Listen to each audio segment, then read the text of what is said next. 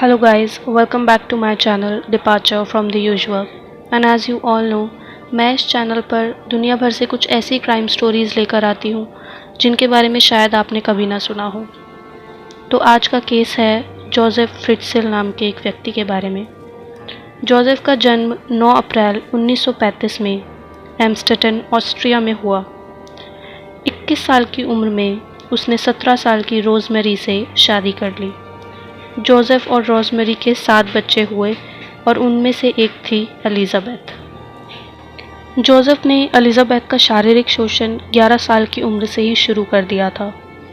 15 साल की उम्र में एलिज़ाबेथ ने ऑस्ट्रिया में ही अपनी पढ़ाई पूरी की और वेट्रेस बनने का कोर्स शुरू कर दिया। 1983 में वो अपने एक दोस्त के साथ घर से भाग गई और वियना नाम की एक जगह पर चली गई। 3 हफ्तों बाद पुलिस ने उसे ढूंढ लिया और उसके माँ बाप को सौंप दिया। घर आने के बाद उसने 1984 में अपना कोर्स ख़त्म किया और उसे एक नौकरी भी मिल गई। 28 अगस्त 1984 को जब एलिज़ाबेथ 18 साल की हो गई, तब जोसेफ ने धोखे से उसे घर की बेसमेंट में ये कहकर बुला लिया कि उसे नीचे कुछ मरम्मत करनी है और उसके चलते उसे कुछ मदद चाहिए। जब एलिज़ाबेथ अपने पिता की मदद करा रही थी, तभी अचानक उसने एलिज़ाबेथ को एक केमिकल से भरा रुमाल सुंघा दिया, जिसके कारण वो बेहोश हो गई और फिर जोसेफ ने उसे अपने बनाए हुए तहखाने में बंद कर दिया। एलिज़ाबेथ के गायब होने के बाद उसकी माँ रोज़मेरी पुलिस को खबर करती है। लगभग 1 महीने बाद जोसेफ पुलिस को एक लेटर देता है जो उसने ज़बरदस्ती एलिज़ाबेथ से लिखवाया था।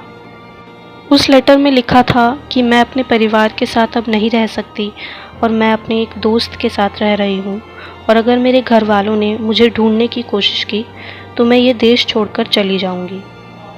कुछ समय बाद एलिज़ाबेथ का मामला ठंडा पड़ गया और पुलिस ने अपनी जांच भी बंद कर दी, पर सच्चाई कुछ और ही थी।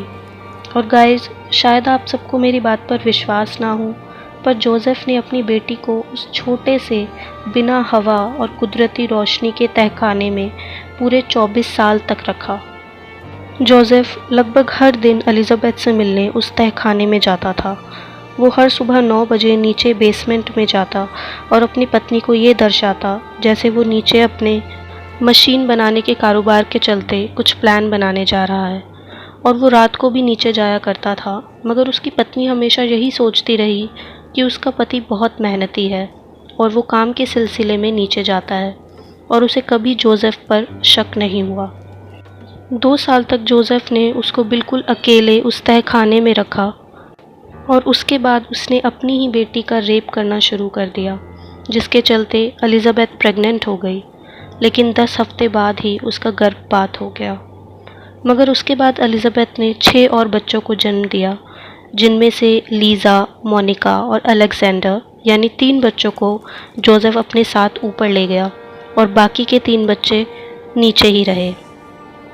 जन्म के बाद जब जोसेफ उन बच्चों को ऊपर ले जाता तो वो अपनी पत्नी के सामने एक कहानी बनाता और बड़ी चालाकी से उन बच्चों को घर के बाहर रख देता और साथ में एलिज़ाबेथ के नाम से एक चिट्ठी रख देता, जिसमें लिखा होता कि मैं इस बच्चे को नहीं संभाल सकती, इसलिए मैं आपके घर के बाहर इसे छोड़कर जा रही हूँ। आश्चर्य की बात यह है कि कभी भी किसी समाज सेवक या किसी अधिकारी ने बच्चों के ऐसे घर के बाहर मिलने पर सवाल नहीं उठाया। परिवार के पास समय समय पर समाज सेवक आते रहे, मगर ना कभी किसी को कुछ दिखाई दिया और ना सुना, और उन 3 बच्चों को भी वो जोसेफ के पोता पोती समझते रहे। जब एलिज़ाबेथ ने चौथे बच्चे को जन्म दिया, तब जोसेफ ने तहखाने को बड़ा करने की सोची, लेकिन ये करना भी एलिज़ाबेथ और उसके बच्चों के लिए आसान नहीं था, क्योंकि उन्हें अपने हाथों से मिट्टी खोदनी पड़ी थी। एलिज़ाबेथ और उसके साथ नीचे रहने वाले 3 बच्चों कर्स्टिन, स्टीफन और फीलिक्स के पास एक टीवी, एक रेडियो, एक वीडियो कैसेट प्लेयर, एक फ्रिज और खाना पकाने के लिए कुछ सामान था। इतने मुश्किल और डरावने माहौल में भी एलिज़ाबेथ अपने बच्चों को पढ़ाती थी। कभी कभी तो जोसेफ कई दिनों तक तहखाने की लाइट बंद कर देता और उन्हें खाने को भी कुछ नहीं देता था। जोसेफ अक्सर एलिज़ाबेथ और उसके बच्चों को धमकाते हुए कहता था कि अगर उन्होंने भागने की कोशिश की तो वो गैस से उनके कमरे को भर देगा, जिसके कारण उनका दम घुट जाएगा और वे मर जाएंगे। मगर जांच के दौरान पता लगा कि वहाँ गैस की कोई सप्लाई नहीं थी और जोसेफ उनको डराने के लिए झूठ बोलता था। 19 अप्रैल 2008 में एलिज़ाबेथ की सबसे बड़ी 19 साल की बेटी कर्स्टिन, जो नीचे ही तहखाने में बंद थी, बुरी तरीके से बीमार पड़ गई और बेहोश हो गई। एलिज़ाबेथ उसे लेकर बाहर आई और उसने पूरे 24 साल बाद बाहर की दुनिया देखी, मगर जोसेफ ने उसे फिर से नीचे भेज दिया और एम्बुलेंस को बुला लिया और हॉस्पिटल में बताया कि कर्स्टिन की मां ने मुझे लेटर भेजकर अपनी बेटी के इलाज कराने को बोला है। डॉक्टर ने जब कर्स्टिन की हालत देखे तो उन्हें कुछ गड़बड़ लगी और उन्होंने पुलिस को सारे मामले की खबर दी। 1 हफ्ते तक पुलिस ने कर्स्टिन से पूछताछ की, मगर उन्हें कोई जवाब नहीं मिला। एलिज़ाबेथ के गायब होने का केस एक बार फिर से खुला और इस बार पुलिस को जोसेफ पर शक होने लगा। सभी लेटर्स की जांच के बाद पुलिस को उनमें भी कुछ गड़बड़ लगी।